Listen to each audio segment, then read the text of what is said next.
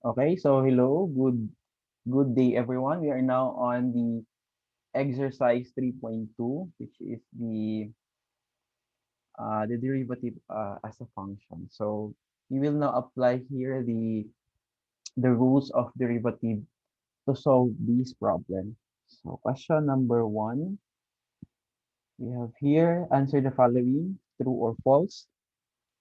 If f is a continuous function at x is equal to -2, then the limit of f as x approach -2 exists. So our answer here is true. Okay, so that is true. Because kung continuous yung function natin, it has no break, it has no hole, or it has no jump. And one of the definition for a function to be continuous is that the limit must exist at that point. It is defined at that point, and yung limit niya at saka yung f of that point or the output no is equal to that limit. So tatlo yon. So and one of the conditions is that this one no limit exists. So it is true. Okay. For question number 2, if f is differentiable, that is positive for all x, then the derivative is increasing for all x. So that is false. So may mga function tayo no na differentiable siya, may derivative siya for all positive that is positive for all x, but the derivative need not be increasing. No? So differentiable yung function. So sa lahat ng that is so ibig sabihin may derivative siya no na positive for all x. So ang ibig sabihin nito kung ang differentiable function is positive for all x, ibig sabihin nito ang slope no ng tangent line ay going to the right direction. So parang ganito yung itsura ng line no. Or in some sense parang may paganyan siya. Okay? So positive yung kanyang parang slope doon, no? Kung negative naman yung slope niya, so the tangent line seems to be going to the left direction or parang ganito din siya. No? So at for all x for example, no? For all x no, so at some points na mula dito hanggang doon. So negative ito. So ganito yung itsura ng kanyang tangent line, no? So ito naman siya, the derivative or the slope of the tangent line is kung ganito is positive. Okay? But may mga instance ba na ang kanyang derivative ay increasing, no? For all x. Meron ba? Ang sagot dito ay false, pero ibig sabihin dapat may makita tayo no na derivative na increasing or hindi siya necessarily increasing for all value of x.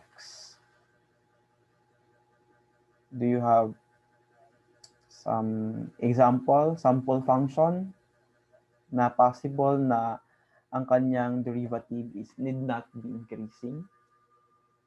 May mga ganun ba?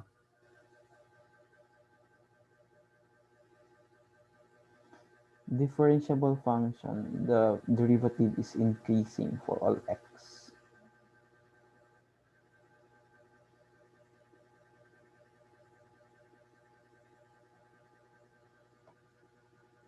Meron ba tayong ganon?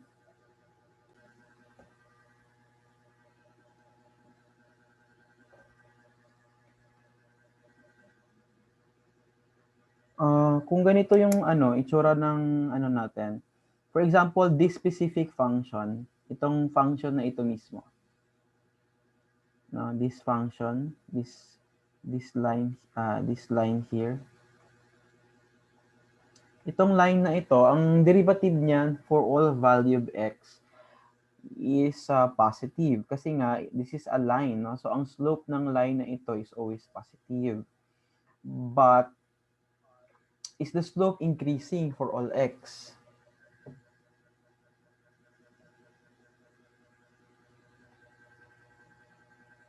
Ang slope nito is always is fixed, no? The slope of this is fixed for all value of x. Ibig sabihin, hindi nagbabago ang slope nito, no? Or yung slope of the tangent line. Kasi kung for example, meron kang function na ganito, no?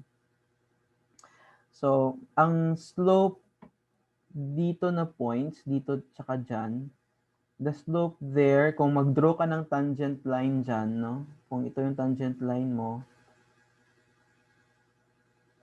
positive yung slope dyan. Kumbaga, kung i-aakyat mo yan, kung aakyatin mo yan, pataas yan.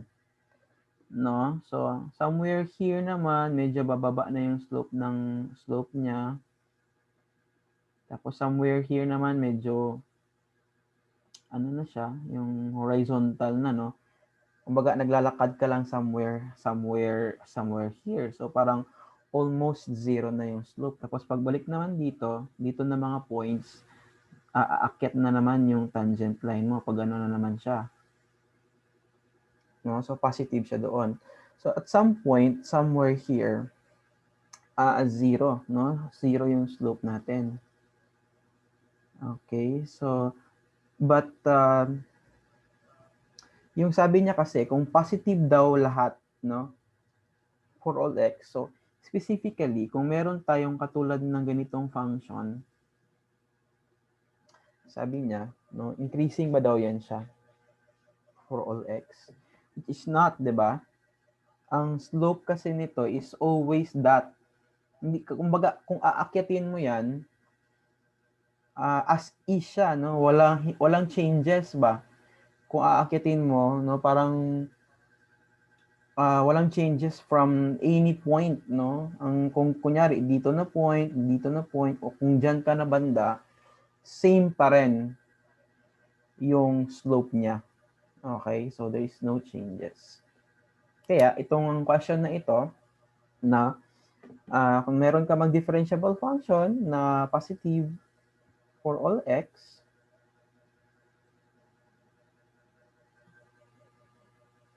then it is increasing for all x. For this specific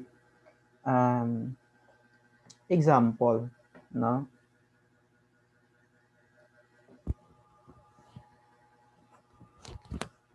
Okay lang ba?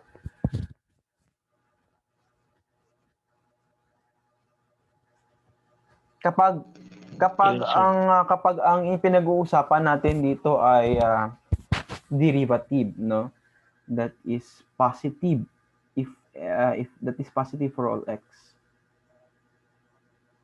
Okay? Pero kung sinabi niya naman na na function that is if f of x is a function that is positive, ibig sabihin yung graph ng function ay above the x-axis. Yun yung ibig sabihin ng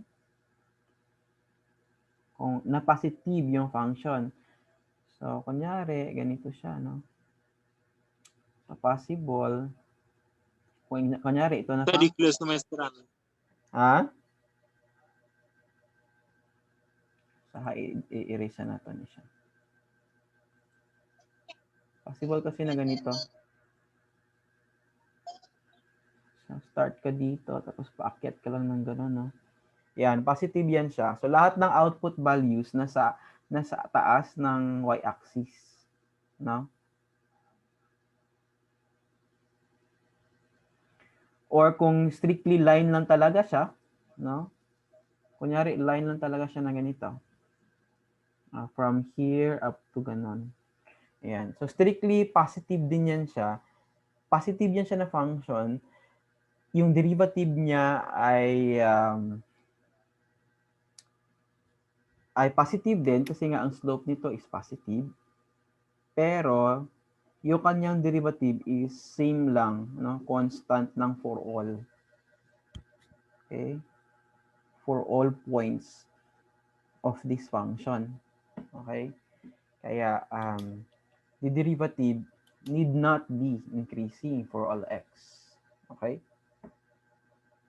Ayan. So, it might have two interpretation, no? But for this specific function, yon. So, this one here has a derivative that is constant for all points.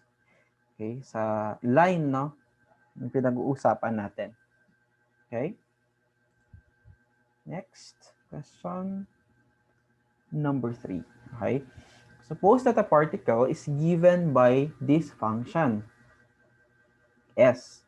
Okay? 6t cubed plus 3t plus 9. Find the velocity at time t.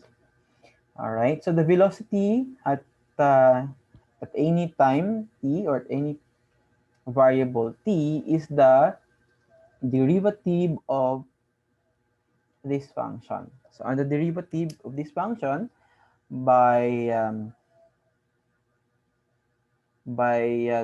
differentiation rules, no?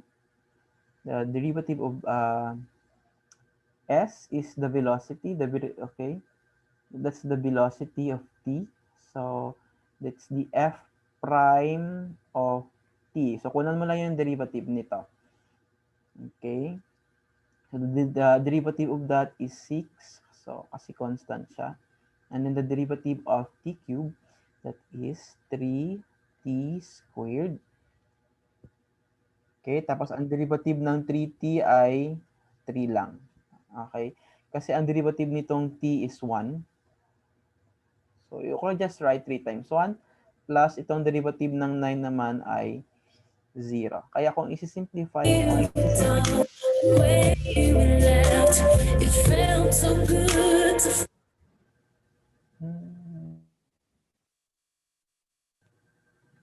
sa akin ba yun?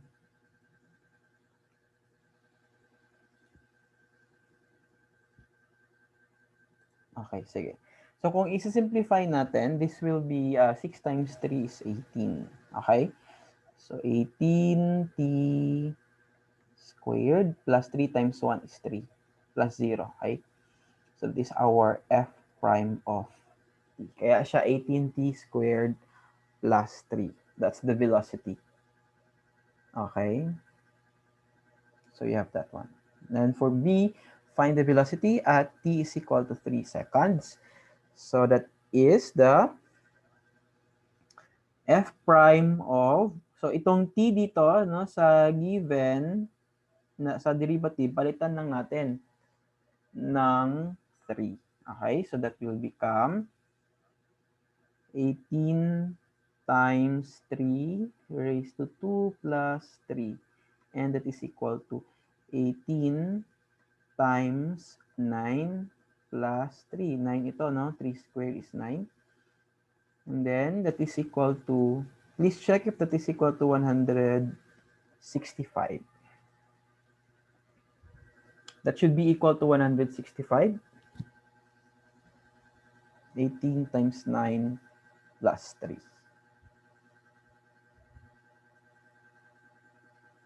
Okay? And the acceleration, okay, at time t is, how did you solve for the acceleration? What's the formula for the acceleration? Okay, check daw. What's the formula for the acceleration?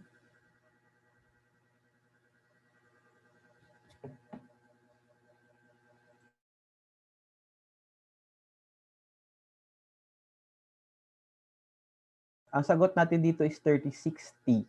Okay?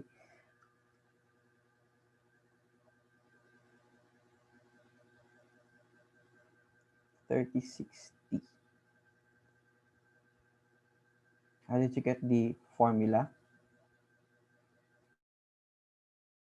According to the video, that's the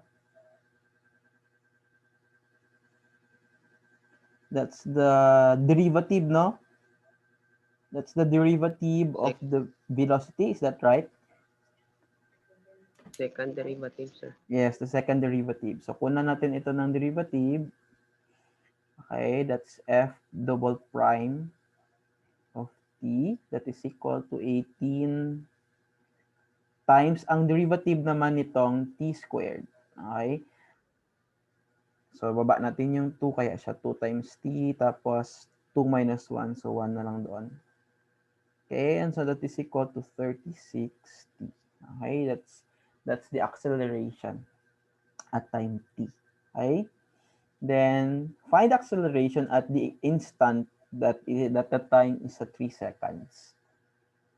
So, replace lang din natin ulit itong t natin. Palitan natin ng 3 yan siya. That is magiging 36 times 3. Okay? So you have here 108. Okay? So, okay, no? So, ang first derivative is the velocity. The first derivative is the velocity. The second derivative is the acceleration. Okay? Question number 4. Select all points at the graph the function is not differentiable.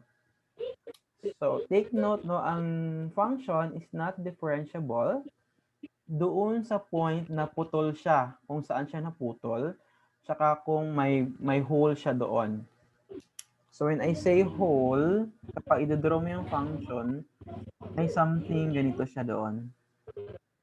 Tapos may jump siya. Ibig sabihin, magkukontinue siya dito sa taas. So, ito yung tinatawag natin na jump. Or kung may hole siya, ito yung itsura niya. Okay? Ibig sabihin, wala siyang value at that point. Hindi din siya differentiable kapag pointed. Yung point sa may parang ano, no, pointed siya, sharp siya at that point. Okay? Or hindi din siya differentiable kapag mayroong tangent na parang may tangent line doon sa kanyang may point, no, na vertical yung kanyang tangent line. So for example, dito, no, dito sa graph na ito, yung tangent line niya ay vertical pa ganito.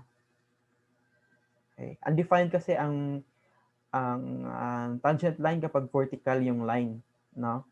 So take note of that. So there are 3 points, okay? I mean 3 cases na hindi siya differentiable.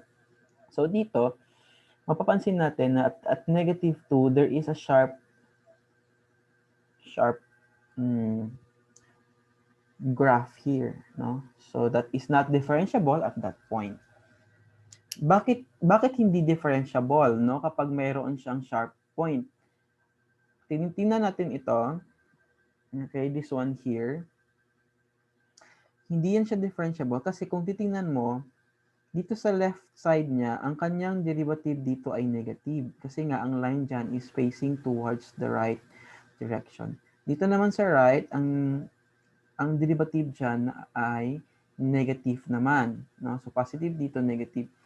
So kailangan kasi ang mag-exist ang derivative kapag both left at saka right niya positive yung kanyang slope ng tangent line towards that direction, towards this particular point on the graph.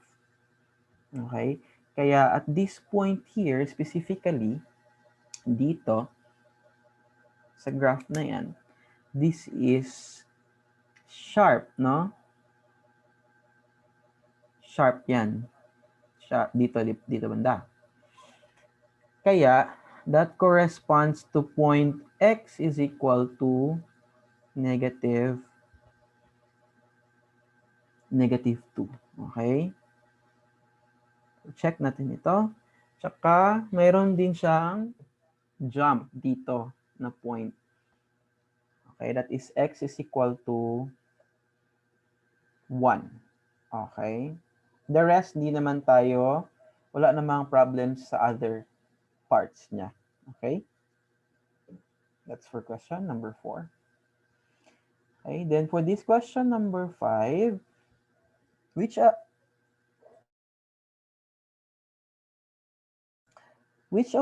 is the most accurate table for the derivative function f prime of x? Okay, tingnan natin itong table.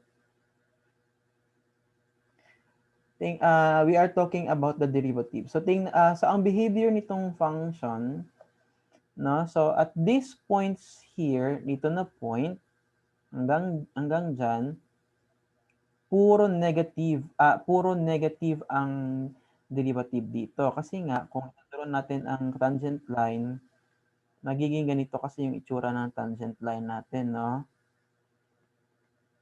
Puro ang line is towards the the left direction.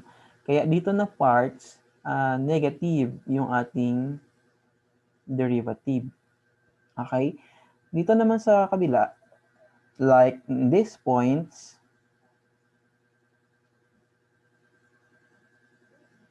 dito na mga points, ayan, and so on, kung magdodraw tayo ng tangent line dito, yan, yung mga tangent line na yan, that these lines also faces towards the left direction. Kaya, negative din ang derivative. Okay? May mga parts dito na positive ang derivative natin. Katulad dito, no? Alright, so we'll use the green. Ito na part. Dito na points, yan. So kung idodraw mo yung tangent line, papunta naman sa right, kaya positive naman yung derivative dyan. Okay? Magzi-zero ang derivative doon sa point kung saan nag-change na yung direction ng tangent line natin. Kung saan siya nag-positive at saka kung saan naman siya nag-negative. So dito, makikita natin na nag-change ang direction niya dito banda sa negative 3.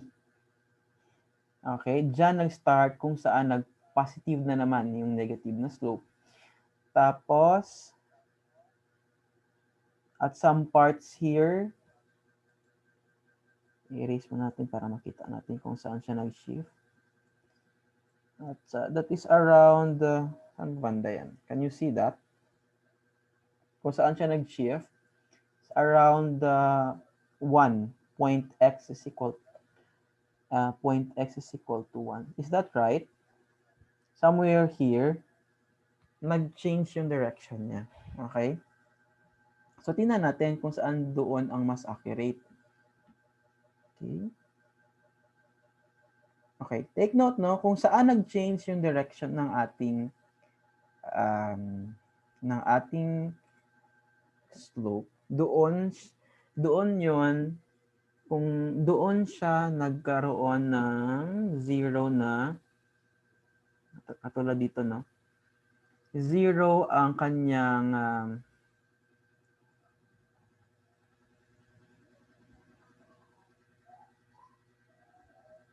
zero ang kanyang slope, ang tangent line, dyan na part.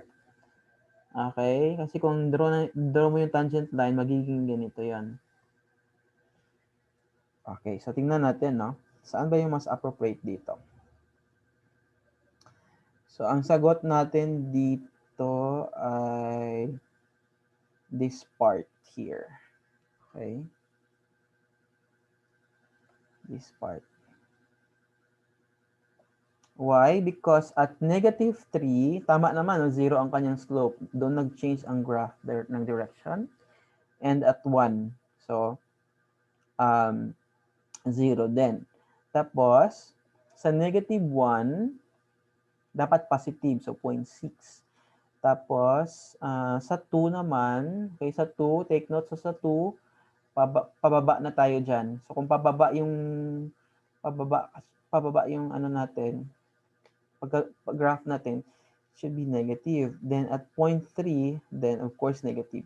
Starting from 1, no? So pababa dyan, negative na yan. What's wrong with the first table?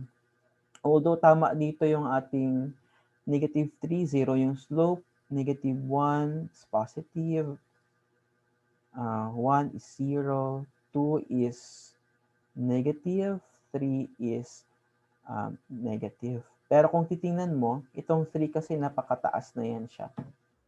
Kapag meron kang slope na 3, that is,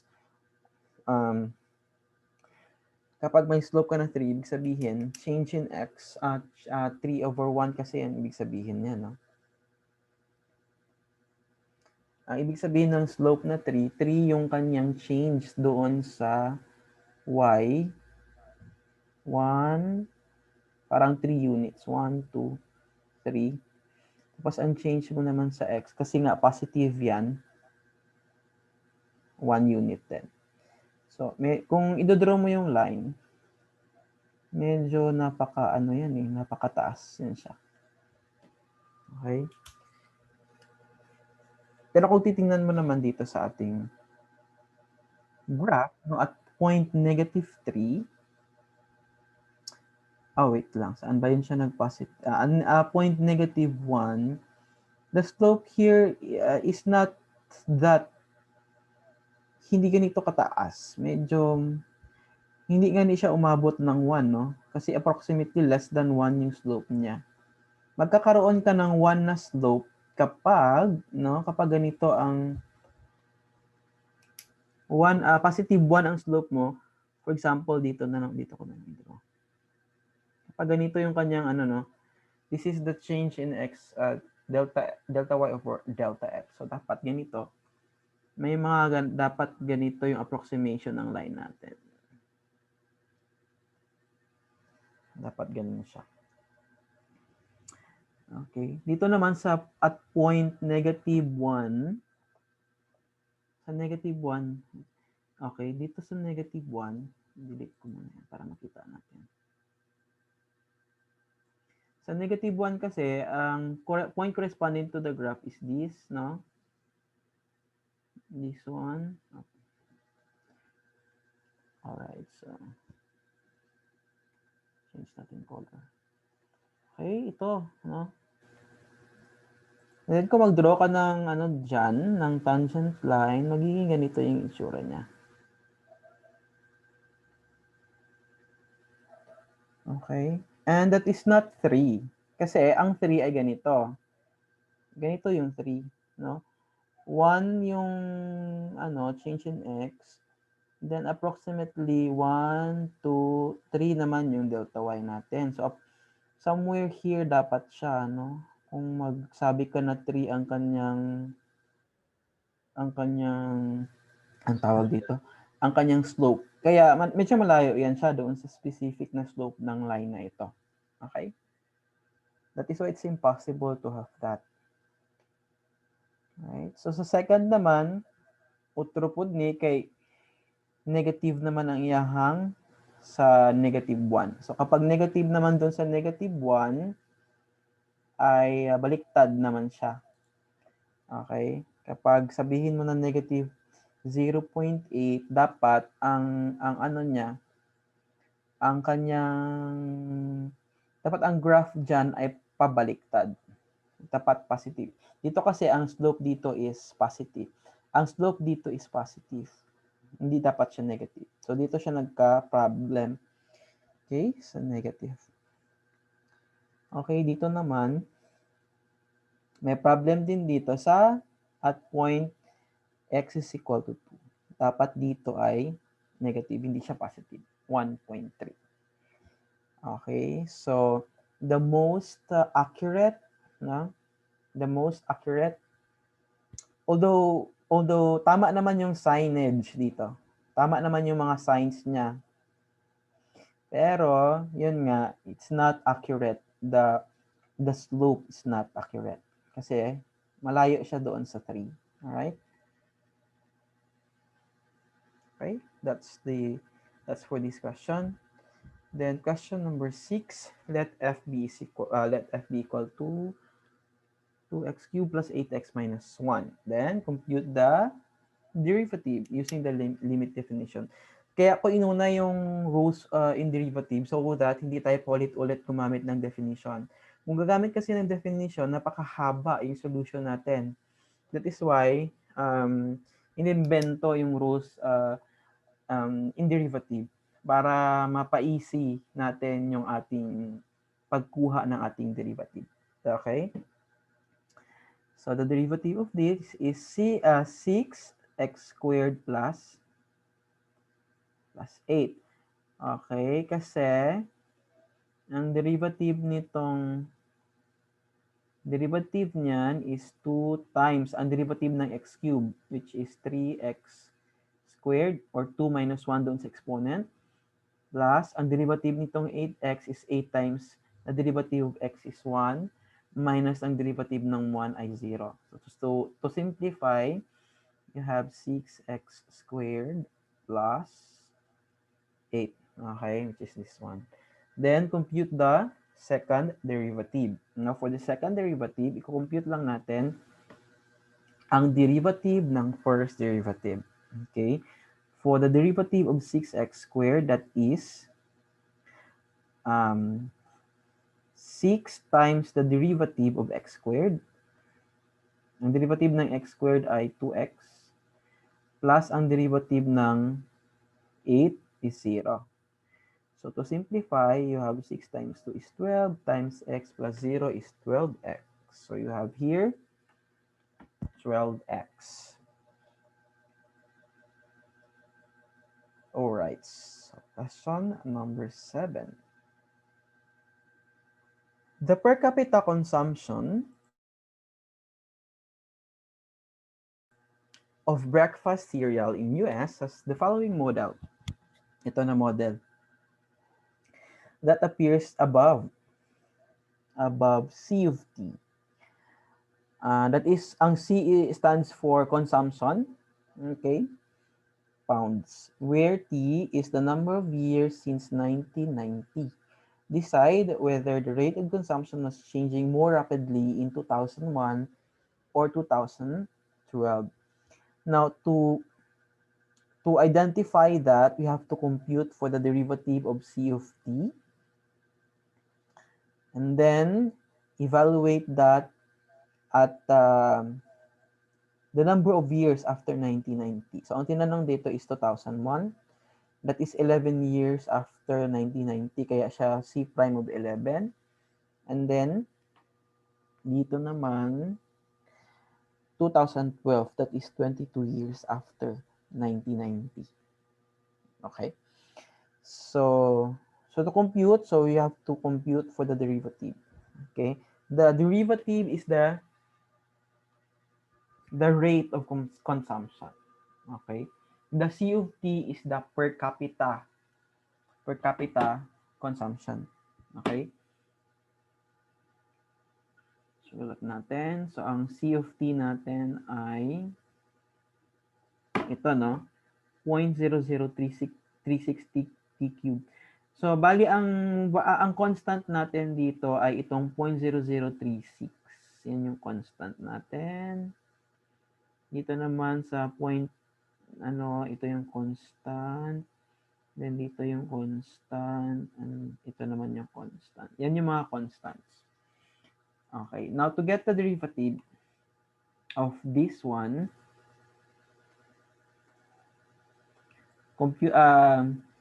copy lang natin yung constant, which is the negative 0.0036. Then get the derivative of the variable, itong t cube. So ang derivative niyan ay by power rule, it's 3 3t squared plus, copy din natin yung 0.01, 0.1. Then, derivative noong t squared, the derivative of that is 2t raised to 2 minus 1 or just 1 minus, copy natin yung 0.341 and then ang derivative ng t is 1 plus ang derivative nitong 11.3 is 0. So I will not write that already. Then multiply natin. Ito times 3. Okay. Then ito times 2. Then ito times 1. And then after that, substitute mo lang yung t is equal to 11 doon sa value na yan. Okay? Or, ano ba yung mga techniques ninyo pa dito? May other technique pa ba kayo to solve for that? You can use the calculator if you want. No, para mas mapadali ang buhay nyo.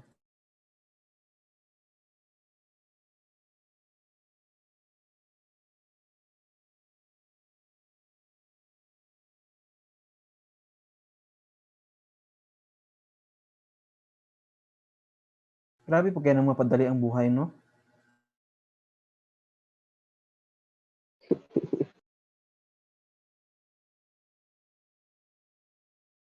Hindi siguro ang buhay, ang solving lang.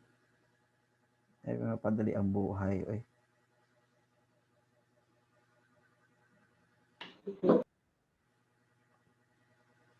Sige, try natin dito, ha? Try natin dito sa ating...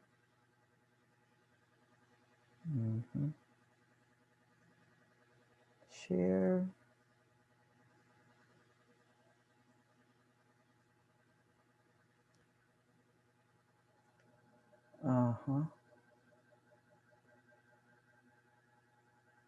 Where is the...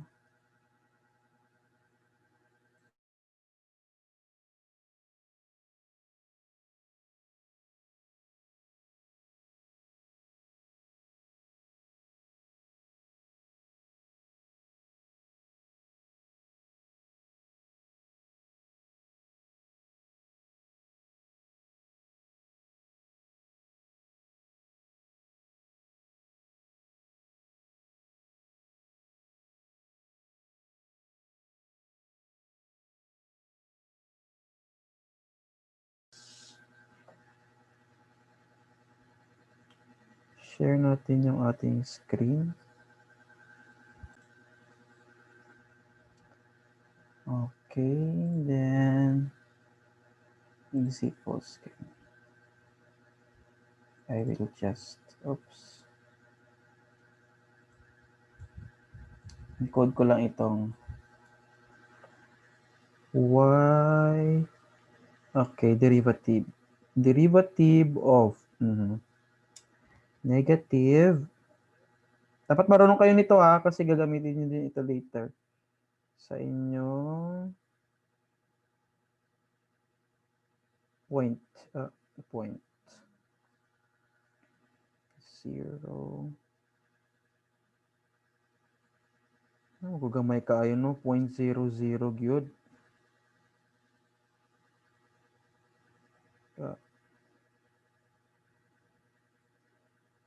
0.036. O nya, wala may t dire, so ito na lang i-x, no? Kaya naman ano, kay hilig mo kita sa x. X cube. Tapos, okay. Plus 0.1 t squared, x squared minus 0.341 t or 0.341x plus 11.3 evaluated at x is equal to 11.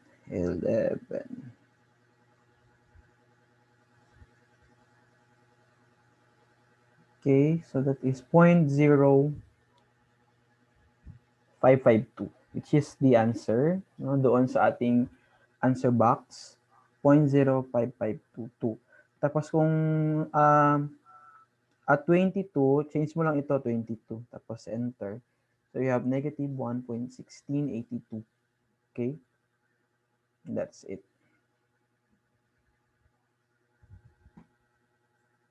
Kira ba? Kira, no?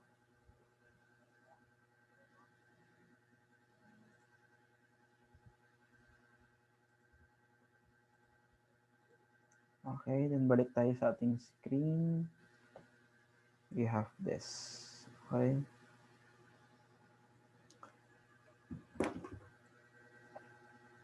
Question number 8. Okay. The daily receipts in millions of dollars. Katiha ko ng millions of dollars. Of the movie The Hunger Games after its opening 23 of March in 2012 was the exponential level model shown above with the following equation. So that's the equation of this model. 64.531 times 0.99 raised to t. Interpret R of 84. So the R of 84 is, okay, substitute lang natin, no, si t dito. Bali, ang mangyayari, ang ibig sabihin nito is, kapag R84, substitute lang natin yung t doon sa equation. So, that is 64.531 times 0.955. Tapos, i-erase natin siya sa 84. Bali, yung 84 is the exponent. Okay?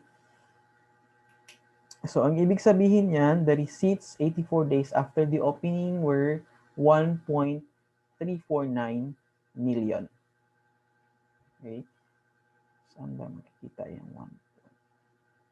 84. So, yung 84 is somewhere here, no? Sa gitna na 80 to 90. So, that corresponds to 1.349 million. So, kung makikita niyo dito sa graph, dito banda malaki masyado, no? Dito sa 0 to 10, that reaches 40 to 60, is that million dollars. Siyempre, opening, no? Maraming nanood dyan. And then later, after how many days, yun, decrease na din yung kanyang sales. Alright?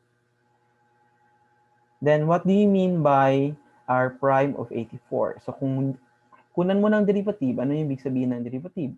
The derivative means that the receipts 84 days after opening were decreasing by 0.062 million per day. Kasi nga, negative ito.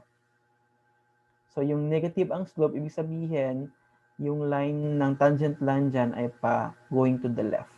Ibig sabihin, decreasing.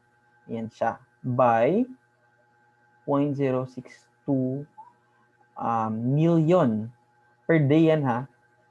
Yan. So, ganun yung kanyang rate ng kanyang decrease per day. Alright? After 84 days. Pero dito, yung rate niya, medyo malaki pa dito, no? Kasi, nasa upper part pa siya. Right? So, kunyari, gusto mo na kunin yung R prime of 10, kunyari yung R prime of 10, dito yun banda. So, medyo mataas pa yung ano dito, yung slope dito. Okay? Yan. So, then medyo mataas din yung kanyang decrease, no? kunyari at this point up to this point, that is from 50 to 40. So, ang level niya kanyang decrease dito from this point up to this point is around 10 million. Whereas day 84, medyo konti na lang din yung pagkanyang decrease after 1 day. Okay, so yung derivative is ano yun, at that specific instant, no, gaano ba ka, ano yung rate ng decrease niya. Alright, that's the derivative. Alright, next, ito naman is salary. Ayun, sweldo nag-istoryahan, no? The monthly salary in dollars for a dock worker shown above is the following cubic model. Yan, cubic model. Cubic model siya kasi this is a cubic function. Okay, cube. Raised to 3 na siya. The function is given by this one, where t is the number of years after 1980. Okay, interpret S of 16. So, kung 16 siya, dito yung banda, no? Somewhere here. Yan. So, the S of 16 is, of course, just the monthly salary. Kasi nga, nag-substitute ka lang naman. Magkano ba yung salary niya? So, yung S of 16, so, for example, nandito si 16, no? So, ang S of 16 ay ito. Ayan. That corresponds to around $1,300.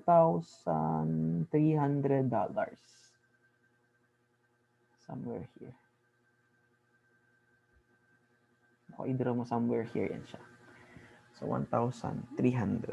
So, yung ano lang yan siya. Kumbaga, i-substitute mo lang, S of 16.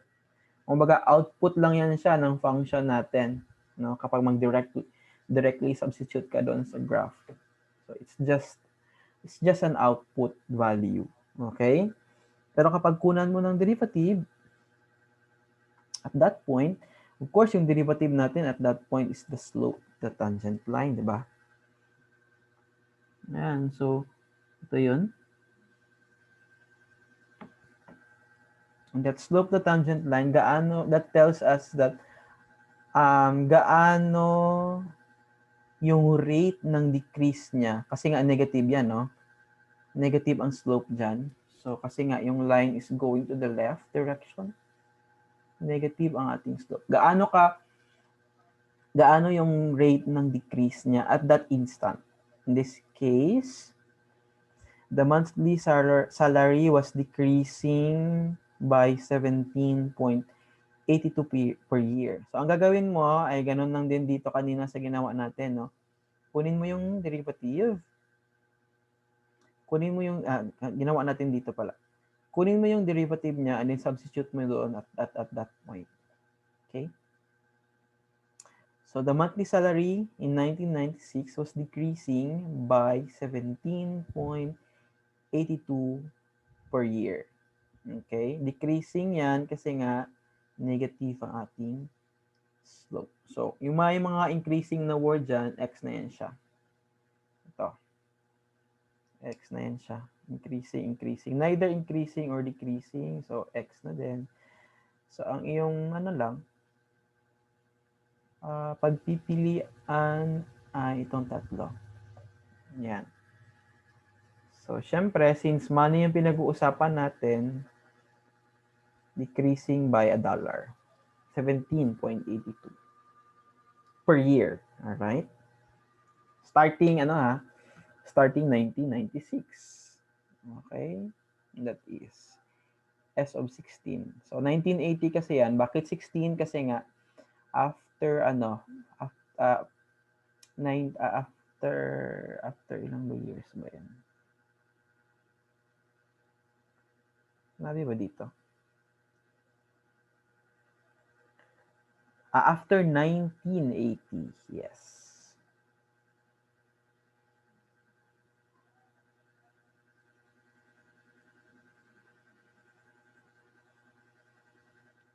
Hindi naman sinabi kung ano, no? Hindi naman sinabi kung kailan mag-start, pero sinabi niya lang kung ano yung S16. I-interpret mo lang naman daw. Okay? Wala naman sinabi. Unlike dito na may sinabi siya na after mo after 2001 or 2012. Dito is sinabi niya lang na i-interpret mo lang naman ang S16. So, output value lang yan, no? Itong S prime naman is the rate.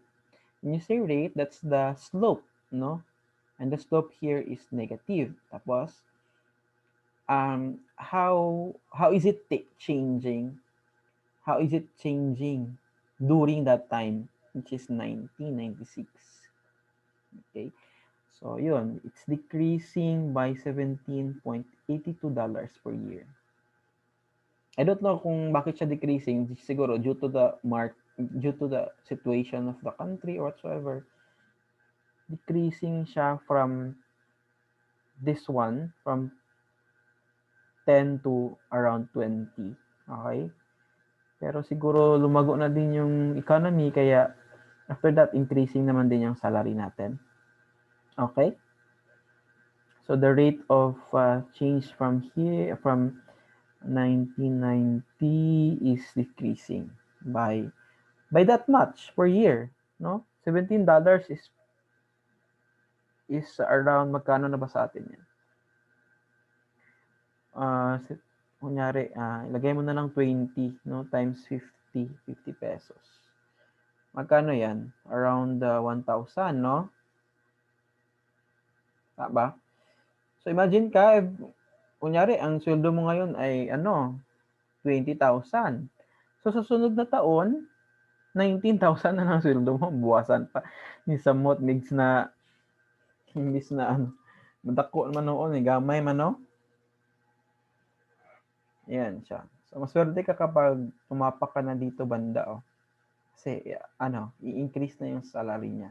Right? Okay. Question number 10. Find the derivative of this one using the limit, or you can just use the rules doon sa derivative. Okay? Pero, you can use the rules of derivative, no? So, kapag may ganito ka na function, 4 square root, no, of x plus 6. You can write this one as 4 x plus 6. Yung quantity na yan, buo na yan, erase mo sa 1/2. And take note that itong 4 is again constant. So usually yung ginagawa natin sa constant, i-copy lang natin. Then get the derivative of this, yung katabi niya, na may variable. And you can apply the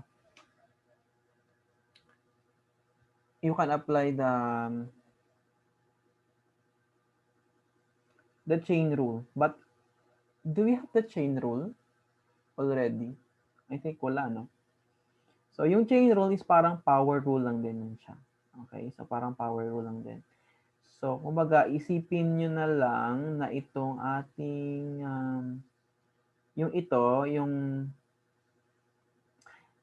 whatever is raised to the exponent, I mean this one.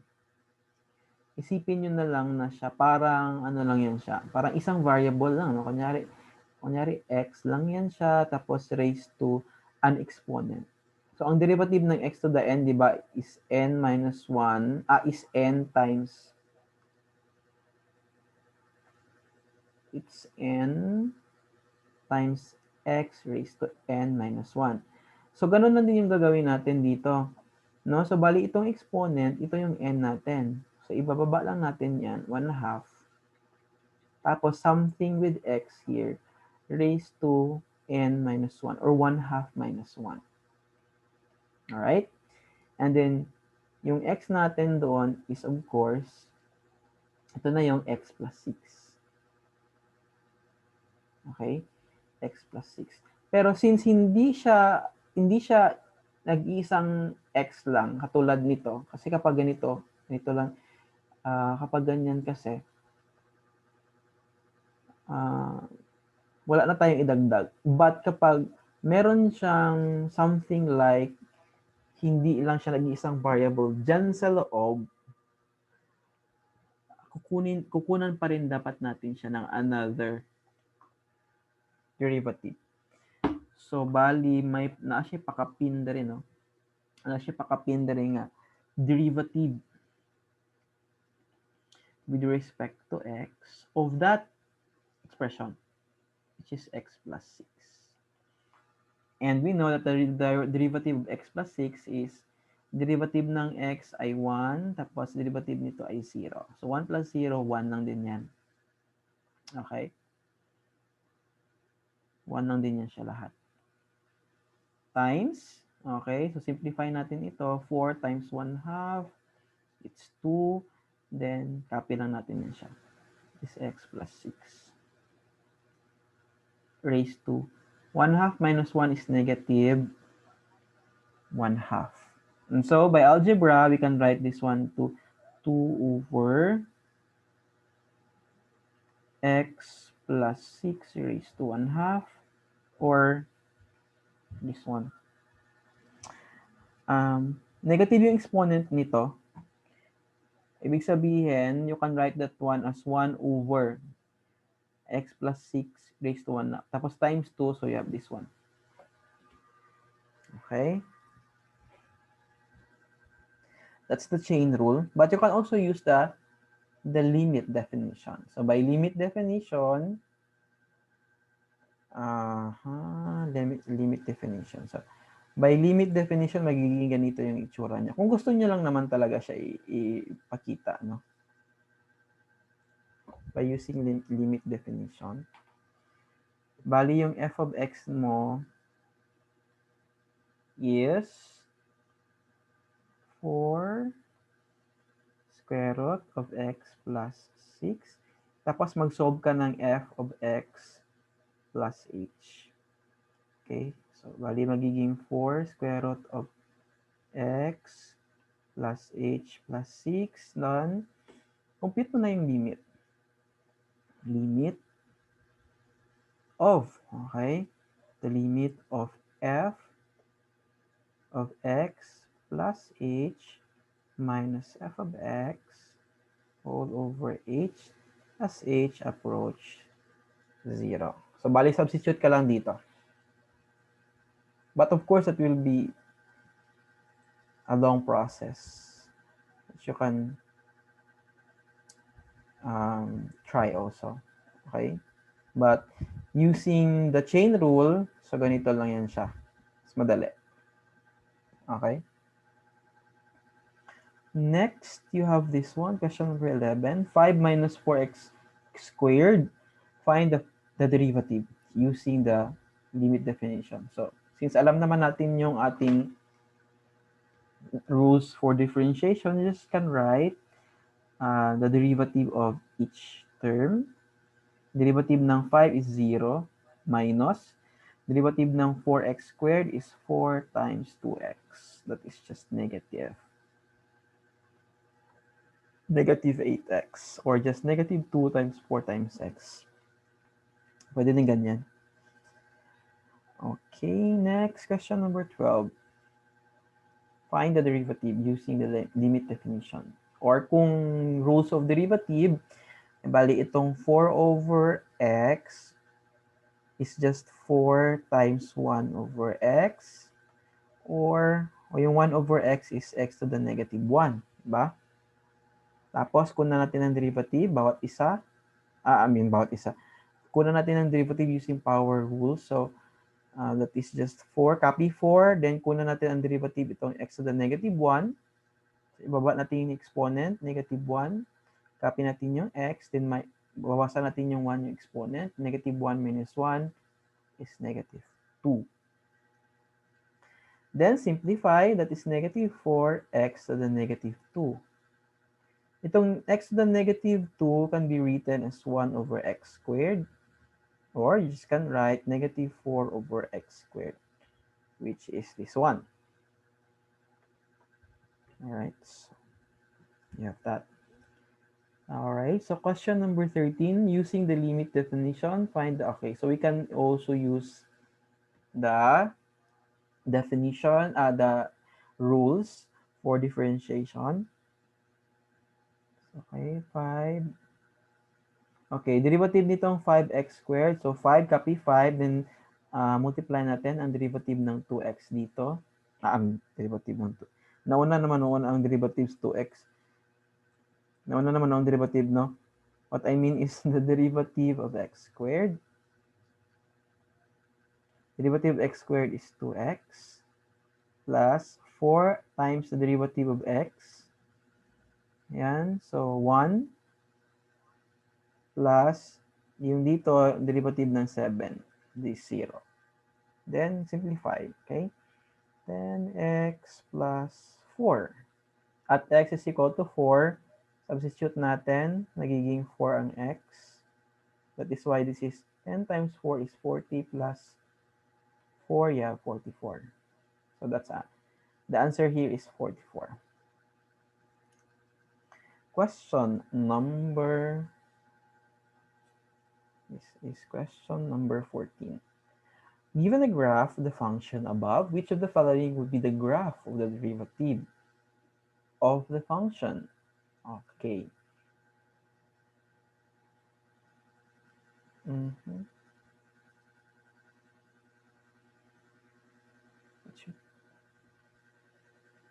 Okay. So, ang ginamit niya na graph dito is kung ipa-plot mo lahat ng mga derivative at the points. So, isa-isahin mo talaga yan. Kunyari dito sa 1, positive, sa 2, positive. So, it's increasing dito. Then, dito naman, from x is equal to 0, pababa, na negative naman siya. Pero, at some point, like at x is equal to around 1/2, no? So, that's still positive. Positive dito. Okay. Positive dyan. Dito lang siya ata sa x is equal to 0 nagkaroon ng shift, no? Pero anyway, positive man din siya dyan. Okay, so the derivative of the function according dito is this one here. So it's parabolic. Okay? So it's a parabola. Kasi nga, tingnan mo, no?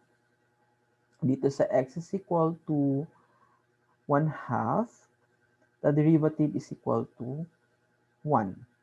Okay? At x is equal to 1/2, dito yung banda, no? Somewhere here. Okay?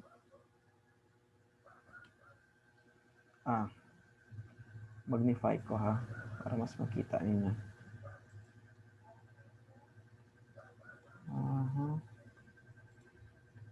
Select that one.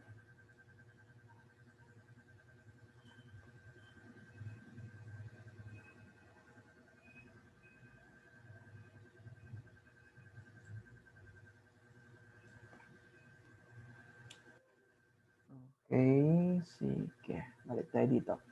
At x is equal to 1/2, okay, tingnan ninyo ha. We are talking about this one. So we are talking about this point on the graph. So ang kanyang tangent line looks like this one. And the slope of that is change in y, change in x. Ganito lang yung slope niya. 1 yan kasi delta x over delta y over delta x is 1. Kaya at point x is equal to 1/2, ito, the slope is equal to 1. That corresponds to the point on the graph of the derivatives. Then, at point is x is equal to 1, at point x is equal to 1, okay?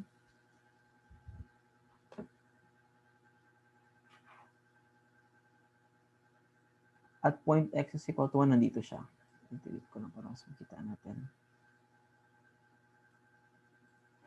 This is x is equal to 1. At point x is equal to 1, that corresponds to this slope. That is positive. Positive yan siya lahat dito. And above that point, about that point 1/2, it should be increasing from there. Okay? That is why kung makikita niyo sa graph, no, increasing yan, pataas na yan siya. Ito na yung mga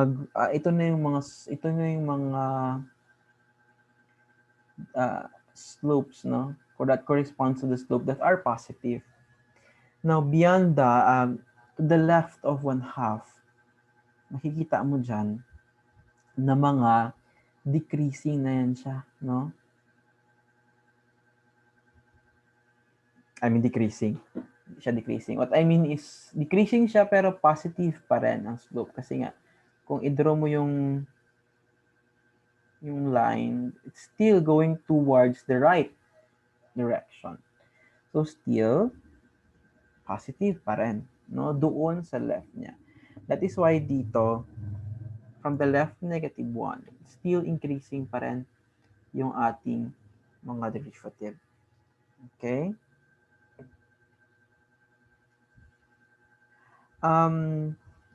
Meron kayong mga choices ito. Ito is not possible because yung slope nito is constant.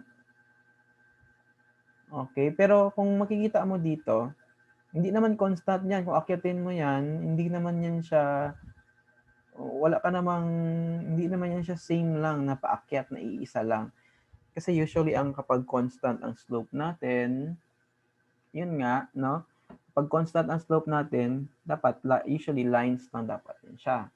Pag ganyan lang siya o pag ganyan yung graph. Hindi naman yan siya. This is parang may pagka-cubic kasi siya, no? So it's not that. Ito, this one is, the slope of this is constant. And usually kapag may constant slope tayo, lines yan siya, no? So usually lines yung graph niyan, no? Pag ganyan o pag ganito. Okay? Okay. Then the slope of this one is kapag ganito naman, may mga slope na positive tapos may mga slope naman na negative. Which in this case, kung titingnan mo, halos naman positive yung slope natin. So it is impossible to have this kind of slope kasi nga no, itong mga parts dito. Okay, yung mga parts dito like this one, positive yan ang slope. Pero may mga parts dito like this and this and this negative. Okay? Kasi below x-axis yan eh. And kung makikita mo sa graph, no, puro positive kasi yan eh. Ito pala. Puro positive yung slope. Kumaga, paakyat lang yan. There's nothing there that you're going pababa unless dito ka mag-start, no? Pababa, starting from here, sa taas. Pero from left to right, paakyat, pataas. No? So there is no such thing as negative na slope. Okay? So it's impossible. Ito naman, the slopes, there are some parts that are also negative. So mali pa rin ito. Kasi kunyari ito, tsaka yan, mga negative slope yan eh. Hindi pwede na mag-negative. Kasi nga, doon sa graph, walang negative. Okay? It's not possible. So the only thing na possible dito is ito. By just merely looking at the possibilities, yung pinaka-approximate niya. Okay? Parabolic. Alright? And yung graph naman talaga ng cubic function is a parabolic. No? Kasi kunyari, for example, ang function mo ay 2x cube.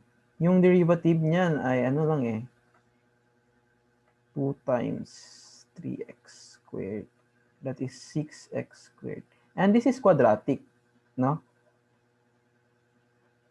The graph of the quadratic function is parabola. And that looks like this. Yan. That is why it's parabolic. Okay, so usually kapag cubic yung function, parabolic naman yung kanyang graph ng kanyang derivative. Okay, yep, that. Okay, next question number 15 and 16 is the last. 17 pa. Okay, so which blue function is the graph the slopes of the red? Which blue function? Okay, this one are the slopes of the red function. Okay, so kung titingnan niyo yung graph nitong red, from here up to this point, the slopes here are puro negative. Okay, bakit? Kasi line lang man yan eh. From here up to this point, puro negative yung slope and it's constant. From here up to this point, the slope is positive. And since this is a pointed sharp ito na curve, there is no derivative here. That is why kung mapapansin nyo dito sa ABCDF, may mga parts dyan na nag-jump siya. At that particular point, at these points, kasi nga, there is no defined slope at that point. Kaya siya nag-skip, no? Itong choices. Now, saan yung pinakamalapit dito? Okay, the answer here is F. Why? Because from here up to this point, the slopes are, take note, no? From here, the values of x here are positive. The values of y here are positive, but as we are increasing the value of x, still from here up this point, puro negative yan. That is why, as you can see from here, the slopes are below the x-axis. Nandito siya sa pinakababa. And then, kung mapapansin nyo, dito na part, umakyat yung slope doon sa positive portion. Ito oh. Ibig sabihin niyan, positive yung slope. Why? Because from here, itong mga points dito, the slopes here are, of course, constant and they are positive. Okay, take note ha. Negative dito banda, positive dito banda. Okay, and that corresponds to this one. Yung mga positive naman, itong nasa taas. But, which is more slopey? Kung baga, saan dito ang mas may mataas na slope? Ito ba yon yung sa left? Ito ba yung orange? Or ito ba yung purple? And the slopey here, yung pinakamataas akyatin, is itong nasa left. Itong line na ito na going to the left direction. Which is more negative than the other one. That is why, makikita nyo sa graph, mas malayo yan siya doon sa x-axis kasi mas negative yan eh, compared dito. That is why mas malapit yan. Okay? Although para-pareho lang, medyo para-pareho lang naman siya, no? But tingnan nyo yung letter C. It's impossible nga kasi nga yung slope dito ay nasa taas. So nasa taas na siya. So it's not possible. Dapat kasi dapat ito somewhere at negative portion. Yan. Okay. And then ito, x na rin yan siya kasi nga nasa taas siya. Dapat nasa baba. So yung mga possibility mo lang dito ay it could not be A also kasi nga nasa taas siya. Ibig sabihin positive, which is not, dapat negative siya. Yung possibility mo na lang dito ay it could be B, it could be E, or it could be F. Then why is it that it's not E? Kasi nga yung E, ibig sabihin nitong E, mas slopey yung positive na, mas slopey itong positive na slope kaysa ito. Ibig sabihin, mas mataas ito compared dito, which is not. Kung titingnan mo dito, mas mataas akitin itong part na ito compare dito. Compare dito. Kaya hindi siya pwede na mas mataas. So, it's not. Tapos, why is it not B? Okay. Kasi nga ito parang equal lang sila ng slope, which is not. As you can see also from here. And so, isa na lang yung choice mo na iwan. That is why you have letter F. Okay? Ganun lang kayo magtingin doon. Okay, next item. Question number 16. The graph of the slope of the red function has which color? And the answer here is black. Ang derivative ng parabola ng quadratic function is a linear function. So it should be aligned. That is why it's possible for these colors to be the positive of a quadratic function. Kasi nga, ang itsura ng quadratic function ay f of x is equal to ax squared plus bx plus c. The derivative of that is a times 2x plus b plus 0. Take note itong mga b at saka c, they are constant. That is why it's equal to 2ax plus b, where 2a is constant. So it's linear. It's a linear function whose slope is equal to, here is equal to 2a. Ayan. So, this is a linear function because its degree is equal to 1, whose slope here is equal to 2a. And it's a line. No, this is a line. So, ang tanong, saan dyan? Sa mga line na yan. Okay. Tingnan natin dito. Okay, sige. Isa-isahin natin yan. Okay, dito na parts ng graph niya. Take note, no, nag-shift siya ng position at this point.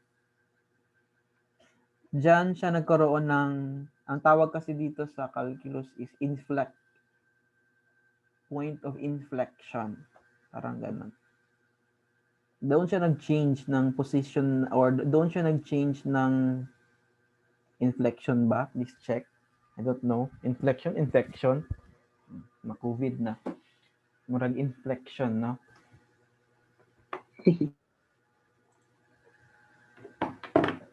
Yes, I think it's inflection. Wait, so doon siya nag-change ng ano niya, ng sign ng kanyang derivative. And at that point, kung saan siya nag-change, the tangent line there is horizontal. Kung yan yung point, i-draw natin yung tangent line. The tangent line looks like this, no? Kung ito siya yung kanya. Yan, yun yung tangent line. 0 ang slope dyan. Okay? The slope here is 0. Dito na point. Dito naman, the slope here is positive kasi nga papunta towards the right. Dito naman, take note ha, I'm looking at the red function. Yan, mga negative naman dito. Towards the left direction. Negative ang slope. Okay. Now, dito sa tatlong graph, saan ba dyan ang nag-correspond dito na point na kung saan siya nag-zero yung derivative? Kung titingnan mo dito sa tatlong line, it's very easy because isa lang naman dyan ang nag-touch ng 0 or nag-touch ng x-axis at that exact point. Kung mag-draw ako ng vertical line dito sa point na ito, sa point na ito, not straight. Dito sa line na yan, dito sa point na yan, it will correspond to, dapat kasi ang point that corresponds to the graph of the slope is x is equal to 0. And itong black na naman ata ang nag-touch dyan sa x is equal to 0 kasi itong blue, ang slope dito is nasa taas siya ng x-axis, so positive yan. Ito 0 yan. Itong yellow is negative yan. Ito namang green, negative yan. And klaro naman na ang slope at that point is 0 eh, kasi nga horizontal yan dyan. Okay. Kaya, isang choice lang. That's the black. Okay. And pareho naman sila ng direction towards the left naman. So, no, wala ka ng ibang choice. Next question, last question number 17. Which of the graph of the red function? Okay, itong red function is a cubic function, and the graph of its derivative is a parabola. So, saan sa mga parabola na yan? Okay. So, ganun din, no? Tingnan natin. Okay. Saan ba tayo magtingin dito? Okay. Dito na lang tayo magtingin kung saan sila nag-up and down. Dito na banda. Dito sa 4. Parang yan yung kanyang vortex, no? Ang tawag kasi sa, kunyari ito yung parabola, yung pinaka-tip niya, no? Ito yung tinatawag natin na vortex. Meron parabola na ganito din yung itsura. Yan, yung pinaka-tip niya. Yan. So, that's the vortex also. Okay. So, dito sa apat na yan, saan dyan? No? So, tingnan natin yung red na graph. And dito, positive, mag-draw tayo ng slope. The slope of the line here is approximately around 0 na, kaya medyo malapit na rin yun siyang mag-horizontal. I don't know if it's 0 or just, it's not. It's approximately horizontal, but it's going to the right, so definitely it's a positive slope. So dito sa apat na yan, may tatanggalin tayo. Of course. We will remove the, okay, dito kasi ang slope dito ay positive. Nasa taas ng x-axis yan, positive. Ito, negative. Itong orange, negative. So, since positive ang slope na hinahanap natin, it could be the black, it could be the blue, but not the green and not the yellow. O, yellow ba yan? Or orange? Yeah, or gold. So, dalawa lang yung choices natin. No? So, ang tanong ngayon, saan doon sa black or sa blue ang mas appropriate? Okay. Ito bang may mas taas na slope or itong mas may bababang slope?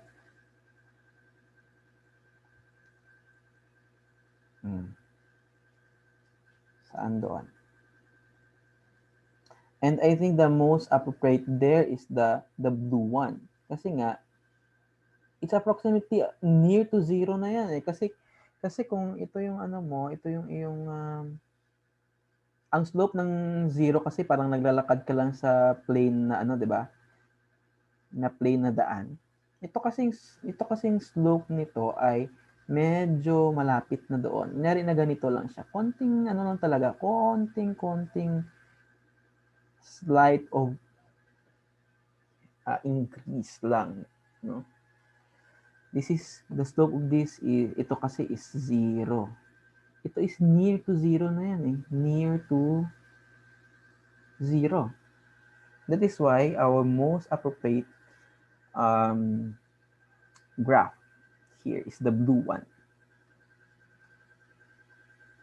It's the blue one, no? It's close to 0. Malapit na siya sa x-axis. Alright, so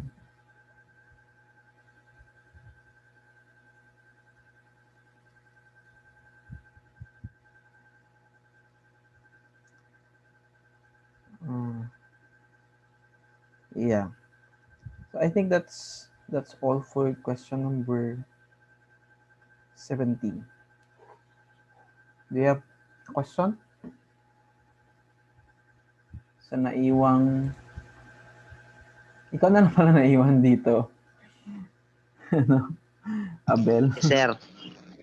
Ako na lang malakas. Ikaw na lang talaga ang malakas. Okay, so yeah, so that's it for now. I think we are done with this. Yes! So you can now review your yung 3.3.2. Okay? I will now stop the recording. Salamat, sir.